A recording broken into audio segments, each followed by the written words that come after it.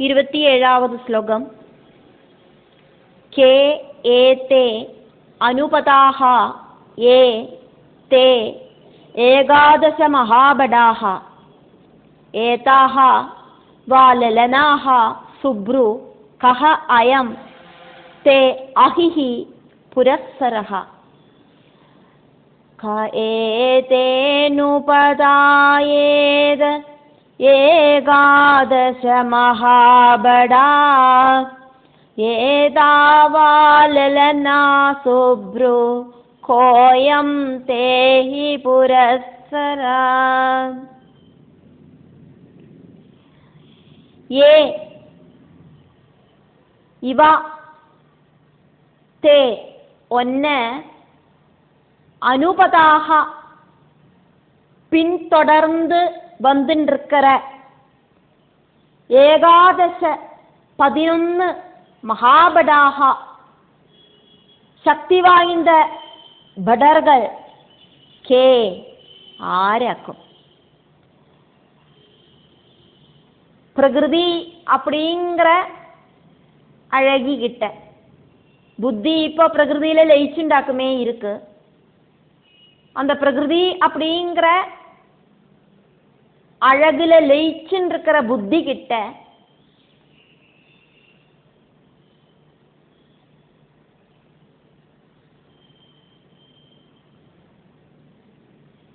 க்ஷேத்ரஜனா இருக்கிற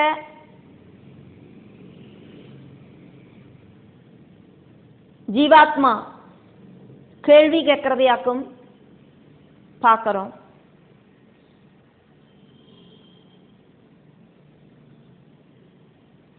ஒன்ன பின்தொடர்ந்து வந்துருக்கிற இந்த 11 சேவகர்கள் ஆரெல்லாம் ஆக்கும்.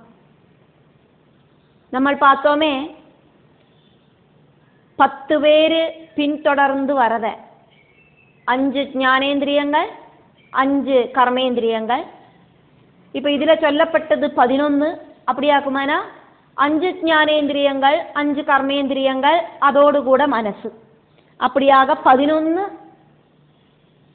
சேவகர்கள் பின்தொடர்ந்து வராளே. இவாளெல்லாம் கே ஆராக்கும்.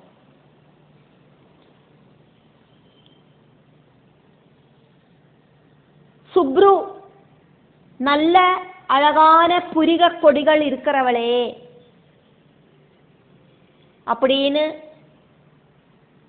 ஜீவாத்மாவா இருக்கிற க்ஷேத்ரஜன்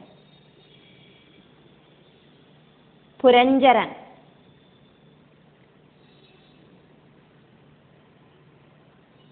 புத்தி லயிச்சு நிற்கிற அந்த பிரகிருதியில லயிச்சுன்னு இருக்கிற புத்திட்ட கேட்டுன்னு இருக்கார். சுப்ரு நல்ல புரிக கொடி அழகா இருக்கிறவளே, ஏதாக இங்க காணற லலனாக ஸ்திரீகள், இந்திரிய விஷயங்களாக்கும் இங்க ஸ்திரீகள் அப்படின்னு சொன்னது. இந்த ஸ்திரீகள் லலனாக ஸ்திரீகள் கஹா ஆரெல்லாம் ஆக்கும். தே ஒன்னோடு புரஸ்ஸரஹ முன்னால நடக்கிற அஹிஹி 5 தலை இருக்கிற பாம்பு கஹா ஆராக்கும். இത്രയുമാக்கும் ஜீவாத்மா புத்தி கிட்ட கேட்டது. ஜீவாத்மாவா இருக்கிற புரஞ்சரன் புத்தி பிரகிருதியில லயிச்சதுனால പ്രകൃതിയായിട്ട് താദാത്മ്യം പ്രാപിച്ച ബുദ്ധി കിട്ട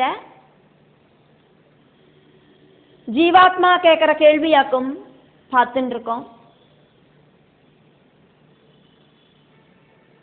ஸ்லோகங்கள் கண்டினியூ பண்றத குழப்பம் உண்டாகக்கூடாது அப்படிங்கிறதுனாலே ஆக்கும். சொன்னதையே சொல்ற மாதிரி ஒரு சில விஷயங்களை ரிப்பீட் ஆயிட்டு சொல்லப்படுறது.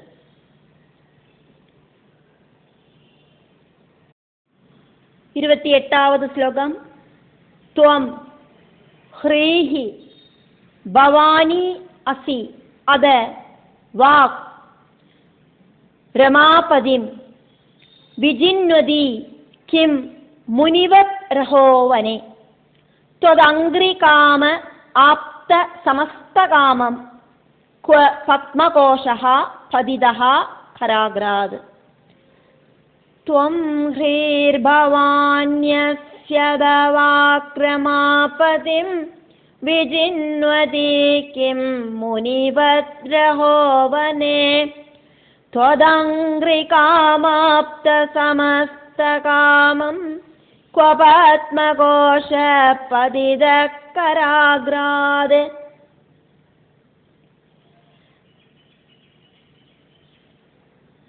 பிரகிருதி அப்படிங்கிற மாயா சக்தியில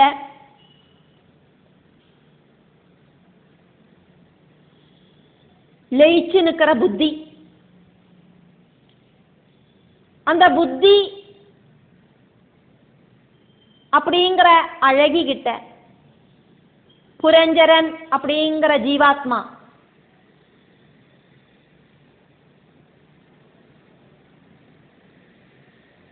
பேசுறதையாக்கும் நம்ம பார்க்கிறோம். ஆராக்கும் நீ எங்கேந்து வராய், என்னத்துக்கு இங்க வந்திருக்காய், இப்படியெல்லாம் கேட்டதுக்கு அப்புறமா உன் கூட வந்தவா ஆரெல்லாமாக்கும், உன்னோட முன்னால நடக்கிற இந்த பாம்பு ஆராக்கும், இப்படின்னு எல்லாம் கேட்டதுக்கு அப்புறம்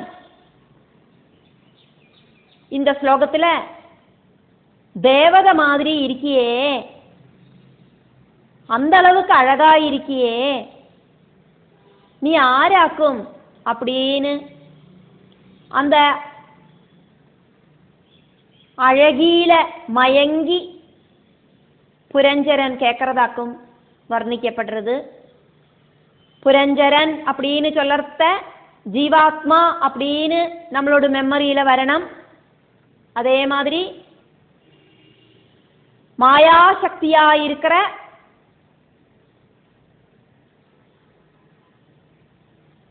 பிரகிருதியில அட்டாச்மெண்ட் ரொம்ப இருக்கிற புத்திட்ட ஆக்கும் இந்த ஜீவாத்மா கேள்வி கேட்கறது அப்படிங்கிறதையும் நம்ம மனசுல திருடப்படுத்திக்கணும்.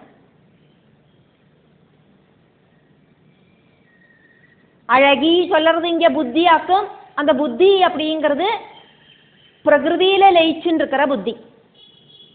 இப்ப கேள்விகள் தொடர்றது.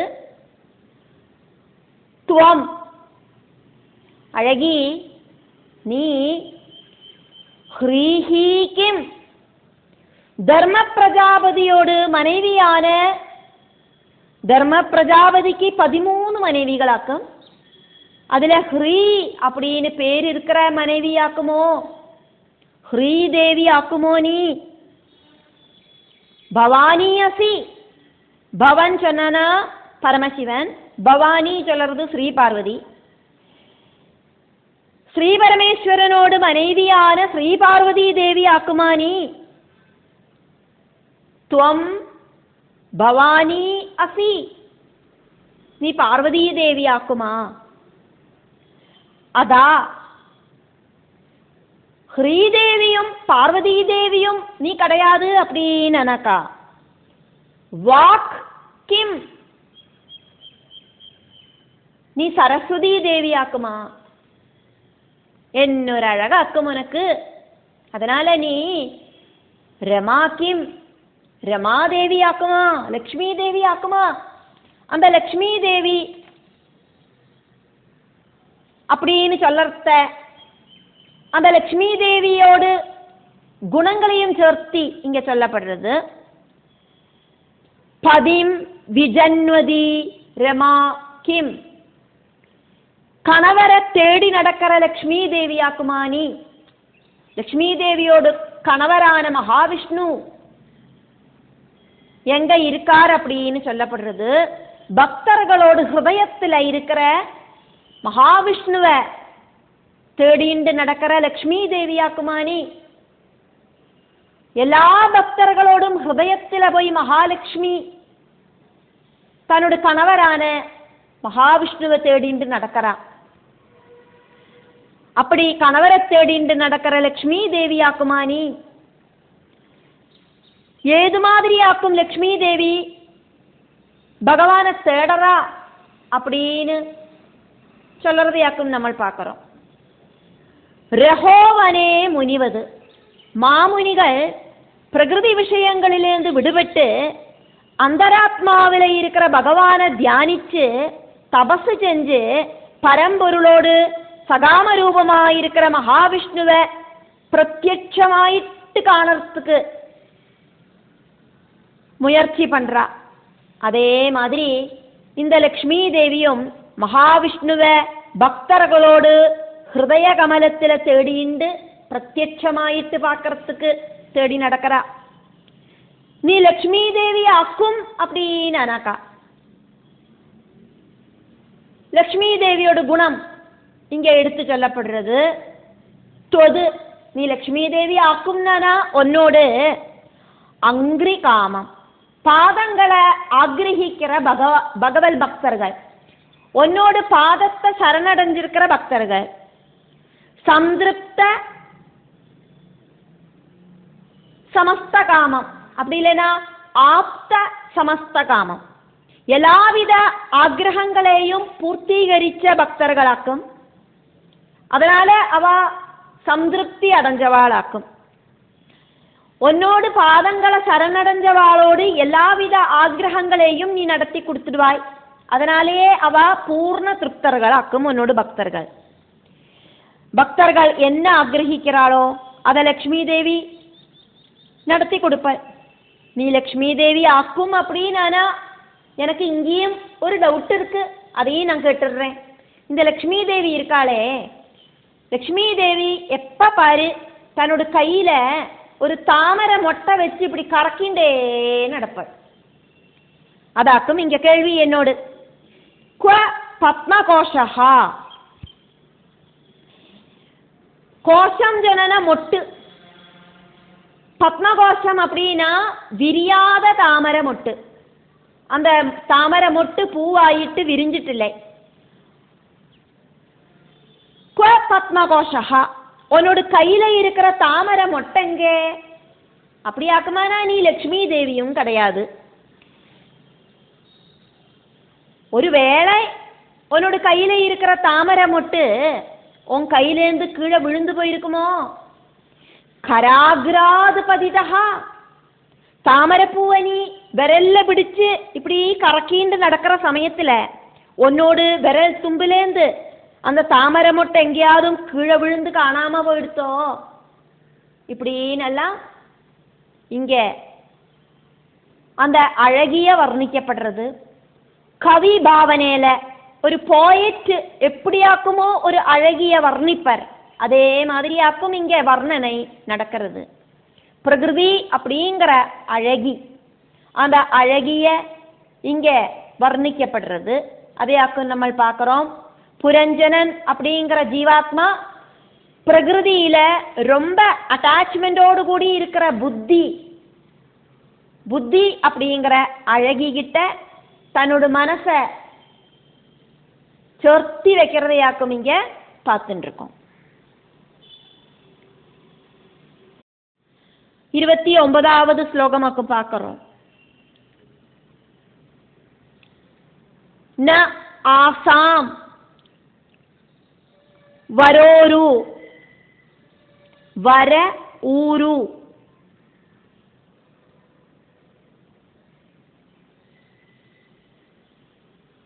அந்யதமாக வர ஊரு அந்யதமா புவிஸ்பிருக் புரீம் இமாம் வீரவரேண சாகம் அர்ஹசி அலம் கர்த்தும் அதப்ர கர்மணா லோகம் பரம் ஸ்ரீஹி இவ யஜ்ஞபும்சா. நாசாம் வரோர்வன்யதமா புவிஸ்பிருக் புரீமிமாம் வீரவரேண சாகம் അർഹസ്യലം കർത്തുമദഭ്രകർമ്മണ ലോകം പരം ശ്രീരിവ യജ്ഞപുംസാ.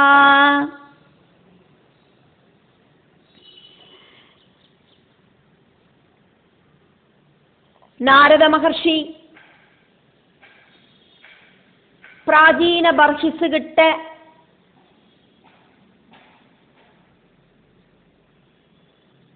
ജീവാത്മാ ബുദ്ധി പ്രകൃതി ഇതെല്ലാത്തെയും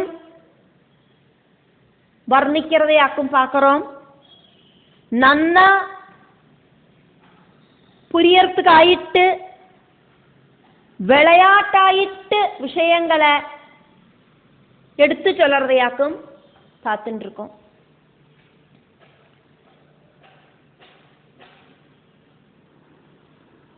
வர்ணனை தொடர்றது. வர ஊரு வரோரு சிரேஷ்டமான தொடகள் இருக்கிற அழகி அப்படின்னு புரஞ்சனன் பிரகிருதியில லயிச்சு நிற்கிற புத்திய கூட்டுண்டு சொல்ற. புரஞ்சனன் அப்படின்னா ஜீவாத்மா, புரஞ்சனனா சரீரம், சரீரத்துக்குள்ள இருக்கிற ஜீவாத்மா, புத்தி கிட்ட சொல்லறதாக்கும் பார்த்துட்டு இருக்கோம். பூமியை ஸ்பர்சிச்சுண்டு நீ நிக்கிறதுனால ந ஆசாம் அந்யதமா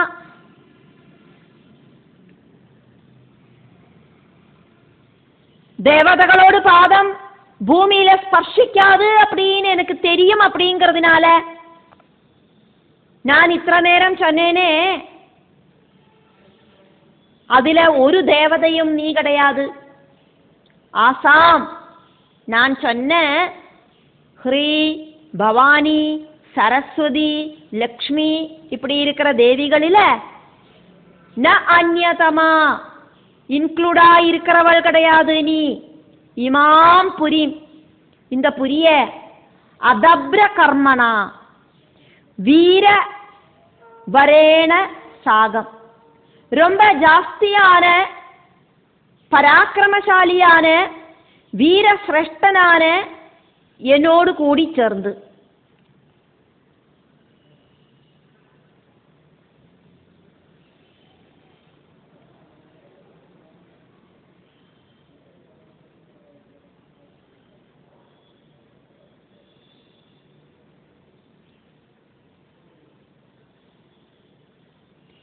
அலம் கர்த்தும் அர்ஹசி,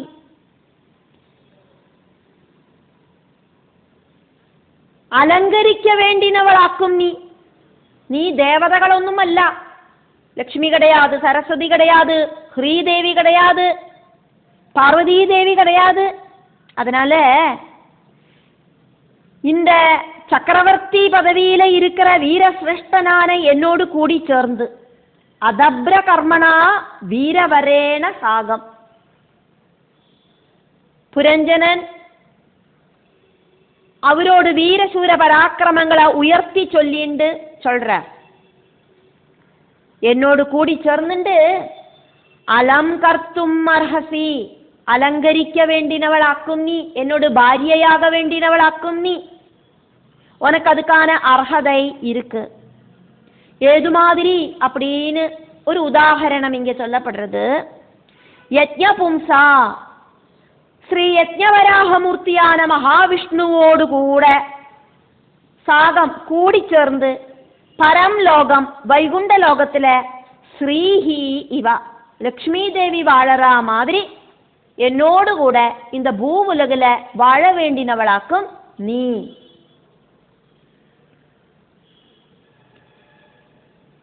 என்னோடு வாழ்க்கையில என்னோடு மனைவி ஆயிட்டு நான் உன்னை செலக்ட் பண்ணியிருக்கேன். அதனால அழகி, நீ என் கூட என் மனைவியாயிட்டு வாழ வேண்டினவளாக்கும். லக்ஷ்மி தேவி மகாவிஷ்ணுவோடு கூடிட்டு வைகுண்டத்துல வாழற மாதிரி நீ இந்த பூ உலகில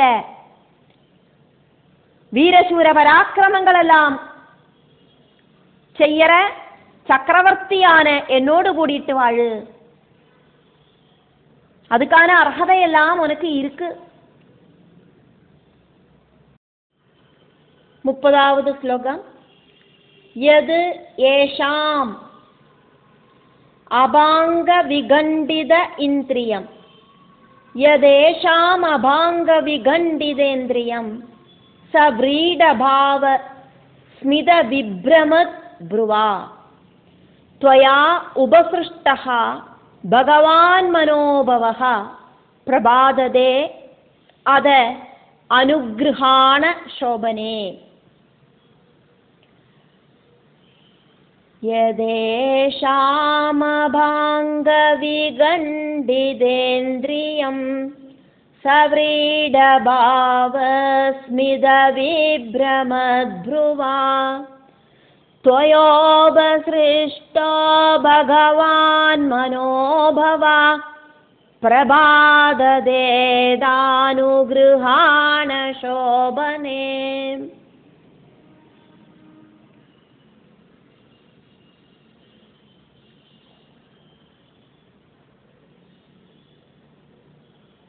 என்னோடு கூட இந்த பூ உலகில மகாவிஷ்ணுவோடு கூட மகாலட்சுமி வாழற மாதிரி வாழு அப்படின்னு வாழ்க்கை துணைவி ஆயிட்டு புத்தி அப்படிங்கிற அழகிய புரஞ்சரன் அப்படிங்கிற ஜீவாத்மா இன்வைட் பண்ணினதையாக்கும் நம்ம பார்த்துட்டு இருக்கோம்.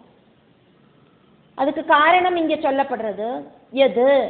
காரணம் என்ன அப்படின்னாக்கா, ஏஷாம் இந்திரியம், என்னுடைய எல்லா இந்திரியங்களும் உன்னோடு அபாங்க கடக்கன் பார்வையால விகண்டிதம் தளர்ந்து போயிடுத்தே. இந்திரியங்களை எனக்கு கண்ட்ரோல் பண்றதுக்கு சாதிக்கலை. உன்னோட கடக்கன் பார்வையால, கடக்கன் அப்படிங்கிற அம்புகளால என்னோட இந்திரியங்களை நீ முறிச்சு ரொம்ப ஜாஸ்தியான க்ஷோபத்தை உண்டாக்கியிருக்காய். சவ்ரீடபாவம், லஜ்ஜாபாவத்தோடு கூடிட்டு, ஸ்மித விப்ரமது ப்ருவா, புன்னகையோடு கூடிட்டு புரிகக்கொடிகள் விப்ரமது வரப்பிச்சுண்டு பலவித காமரசபாவங்களோடு கூட துவயா அப்படி இருக்கிற ஒன்னால பகவான் மனோபவகா, பகவல் குணங்கள் பகங்கள் எல்லாம் இருக்கிற பகவான் காமதேவன், ஆக்ரகங்களை நமக்குள்ள தூண்டி விடுற பகவான் காமதேவன், உபஸ்பிருஷ்டஹா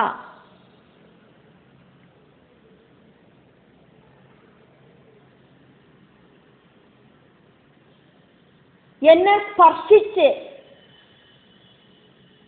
காமதேவன் என்ன டச் பண்ணி, பிரபாததே ரொம்ப பீடிப்பிக்கிறார். என்ன தொந்தரவு பண்ணிட்டு என்னால இருக்க போறது இல்லை. சோபனே, மங்களஸ்வரூபிணியா இருக்கிற அழகி, அதனால அனுகிரகானா என்னோடு ஆக்ரகங்களை நடத்தித்தா, என்னோடு புரியில வந்து என்னோடு கூட வாழு. நான் இப்போ ஒரு புரிய செலக்ட் பண்ணியிருக்கேன், ஒரு சரீரத்தை செலக்ட் பண்ணியிருக்கேன், ஒரு மனுஷ சரீரமாக்கும் நான் செலக்ட் பண்ணியிருக்கேன். அந்த மனுஷ சரீரத்துக்குள்ள நீ வந்து எங்கூட வாழு அப்படின்னு ஜீவாத்மா அப்படிங்கிறவர் புத்தி அப்படிங்கிற அழகிய தன்னோட வாழ்க்கைக்கு இன்வைட் பண்றார்.